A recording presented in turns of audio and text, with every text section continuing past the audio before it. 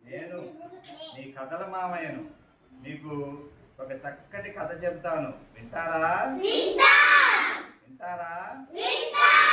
విని అందులోని నీతిని గ్రహించి మీరు ఆ నీతిని ఆచరించాలి, సరేనా? అనగనగా ఒక అడవిలో ఒక కుందేలు, కోతి, ఏనుగు ఉండేవి. ఒకరోజు ఏం జరిగిందో చూడండి.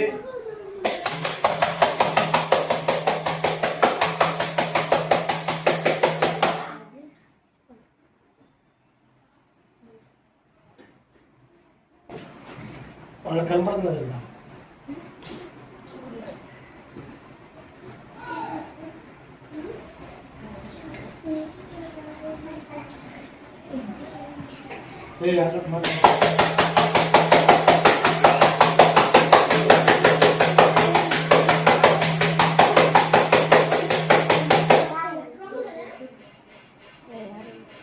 ఏమి ఏనుగు బావా, బాగున్నావా? ఏమిటి అలా దిగాలుగా ఉన్నావు? ఏం లేదు కోతి బావా, నేను అందంగా లేనని దిగులు పుట్టింది. పొడవైన ముక్కు, చాట చెవులు, చిన్న కళ్ళు, స్తంభాల్లా కాళ్ళు. చిచి, పొద్దున నీళ్లు తాగుతూ చెరువులో చూసుకున్నా, ఏం బాగలేను. ఇంకా నా ముఖం చూడు, సొట్ట కళ్ళు, ఉబ్బిన మూతి, పొడవైన తోక. అందరూ కోతి గంతులు, కోతి ముఖం అని ఎగతాళి చేస్తుంటే నాకు బాధగా ఉంది. కానీ ఏం చేస్తాం, మన బతికింటే ఆ పొదలో ఏదో కదులుతుంది, ఎవరో చూడు.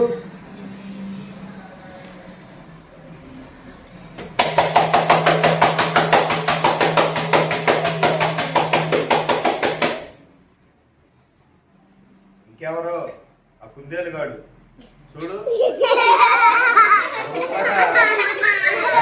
అందంగా ఉందో. అందరూ పెంచుకుని బుద్ధి చేస్తారు.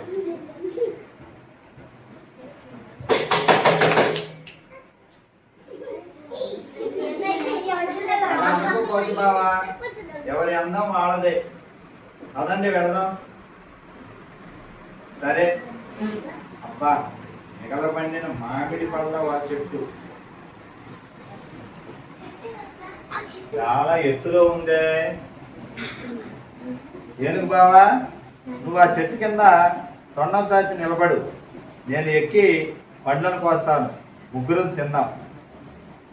అలాగే ఎక్కు. ఆహా ఆహా ఆహా.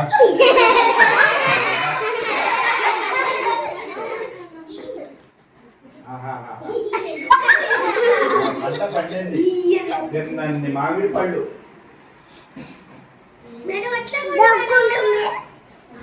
చూసారా మిత్రులారా, ఈ ఆకారాలు బాగా లేవని బాధపడ్డారు.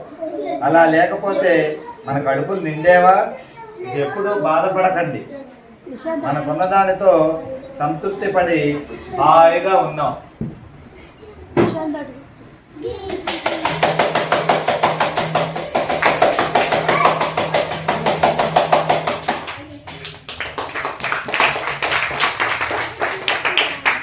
వెరీ గుడ్, ఎక్సలెంట్, బాగా వచ్చింది.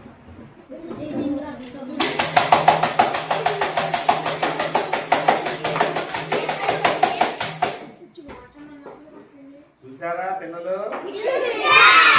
కథ బాగుందా? శరీర లోపాలను చూసి బాధపడకూడదు, అంతా మంచిదే, మన మంచికే అనుకోవాలి.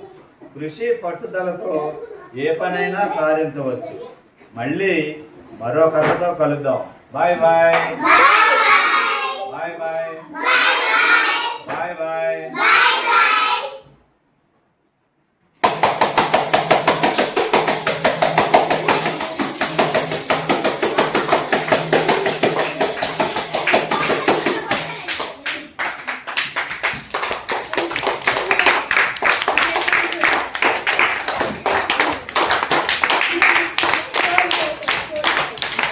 బాగా వచ్చింది.